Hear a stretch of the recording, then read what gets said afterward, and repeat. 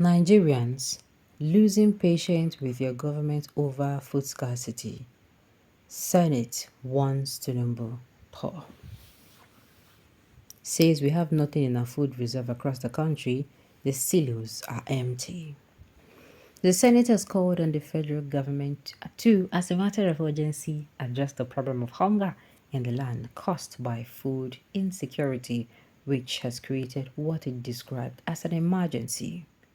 According to the Senate, President Bola Tinubu-led federal government should take measures to fight the current food insecurity in the country by outlining some measures to combat the situation, just as it warned that with hunger and poverty in the land, patience, tolerance are both elastic, but they are not internally elastic as people are already losing patience. The Senate has also warned against the looming crisis, saying that the country would not like the kind of thing that we see in our streets, stressing that it was time that the country, especially the executive arm of government, takes every possible action as the government cannot take the people for granted for too long. Adding that have come almost to the end of the patient.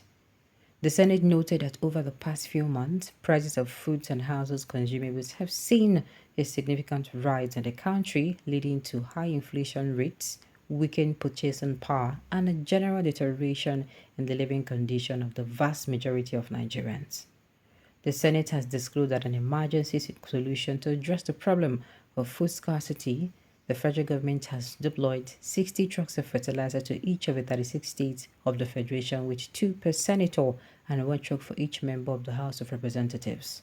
Solution of the Senate yesterday was sequel to a motion titled Urgent Need to Address Food Insecurity and Market Exploitation of Consumables in Nigeria.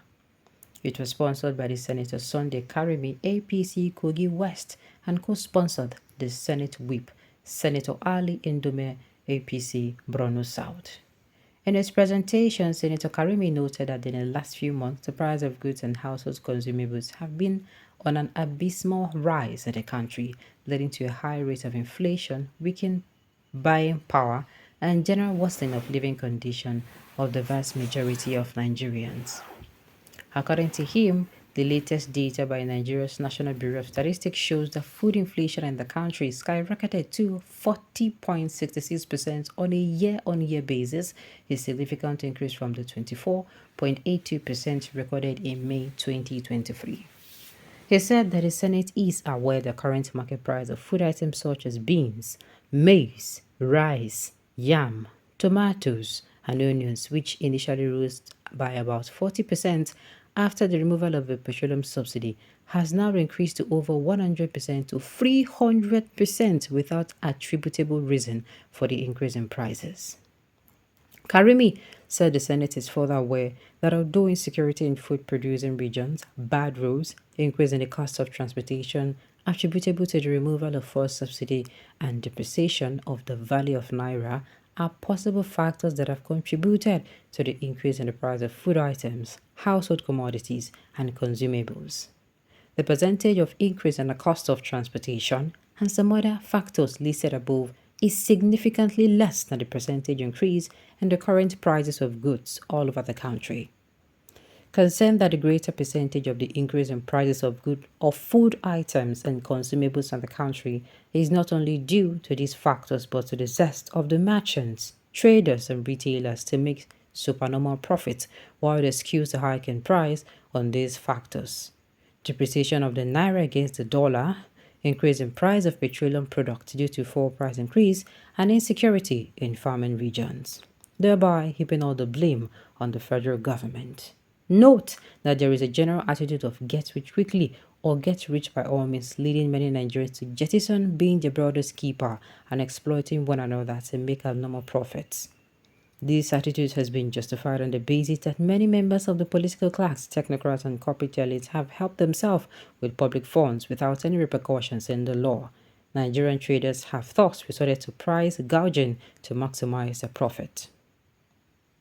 Further notes that there are reports that farming communities in the border regions with other countries prefer to sell their fruits items abroad to these neighboring countries rather than domestically to the hinterland, thereby increasing local food insecurity, and concludes that all efforts made by the current federal executive to arrest the consistent increase in food inflation have not yielded the desired results. There is a need to be more pragmatic about addressing food insecurity, curbing harder farmer crisis, kidnapping for ransom, and terrorism, and ensure the development of a viable national commodity board to regulate the price of grains and ensure the elimination of artificial contributions to food and commodity inflation in Nigeria. In his contribution, Ndumeho lamented that this was the first time Nigeria was listed as one of the countries battling food insecurity, said. In their many publications, they say Nigeria is likely to experience a high session of food insecurity globally. Currently, there are 4 countries, including Sudan, and some others that are facing very serious insecurity. Nigeria is added to this list this year by the International Rescue Committee team as one of the full spots for food insecurity action against hunger. World Food Programme also indicated that over 32 million people are expected to face a critical hunger crisis and emerging levels between June and August. I don't know about some other colleagues, but there in the north we have started seeing it visibly. This is the first time we are experiencing this level of hunger. It is the first time Nigeria is being listed as one of the countries with food insecurity. On his part, the immediate past president of the Senate, Senator Ahmed Lawan, APC Yobe North, told his colleagues that the people are really hungry in the country, warning that patience and tolerance are both elastic, but they are not eternally elastic. Just as he took a swipe at the federal government, saying that the government has nothing in the food reserve across the country and that the silos are empty.